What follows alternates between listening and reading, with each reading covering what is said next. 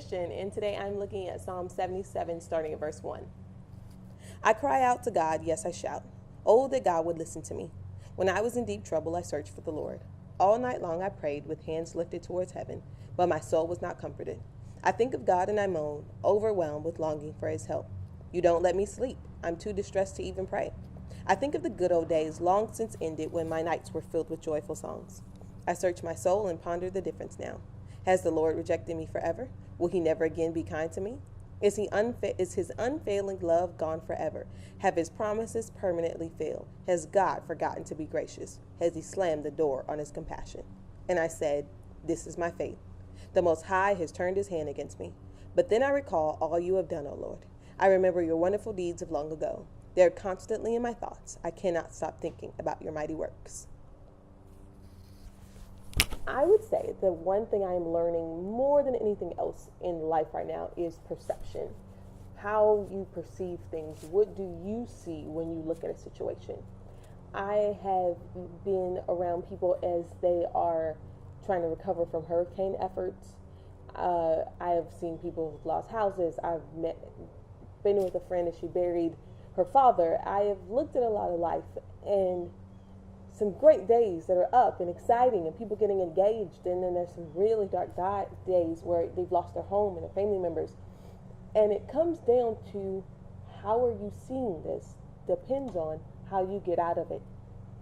And I think that's what David is going through at this moment. He's looking at his life and going, I don't see you right now, God. I feel like I'm calling to you and you're not answering.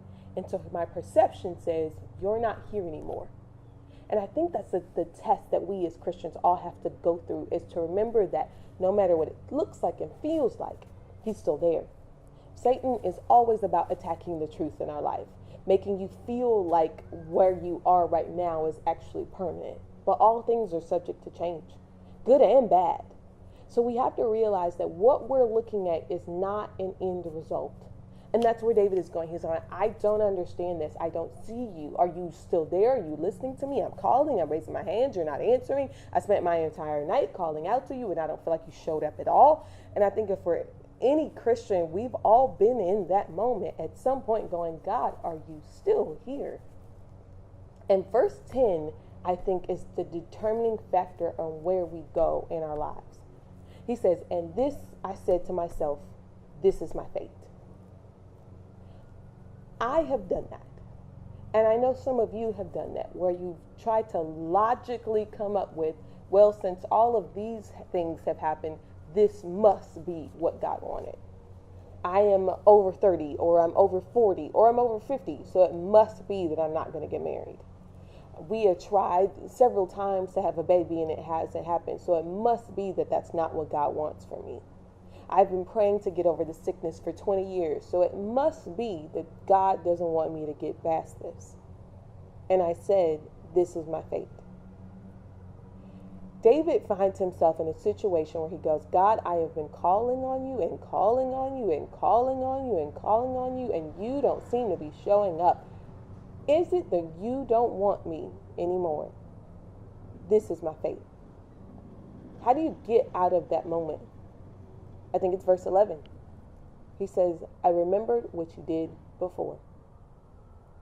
I remember that the last time I was sick, you came for me. I remember that the last time we couldn't pay a bill, you came through. There's the church that I grew up in, there was a song we used to sing all the time that said, he may not come when you want him, but he'll be there right on time. I remember that the last time I was lonely, you sent someone. I remember. It will remind us that where we are now does not have to be our end result. If you remember what God has done for you up till now. A lot of the Old Testament, they would put up a well or put up a collection of rocks and go, this is the place where God did this. So that every time you walk past that place again, you go, I remember what God did in my life. I remember that time. I think journaling is such an amazing thing because you can look back into and go, I remember when God came through for me. This is not your fate. This is just a moment in time. And I would encourage you, as much as I encourage myself, to not make permanent decisions in temporary circumstances. This is not your fate. God is coming for you, and He always, always will. Love you.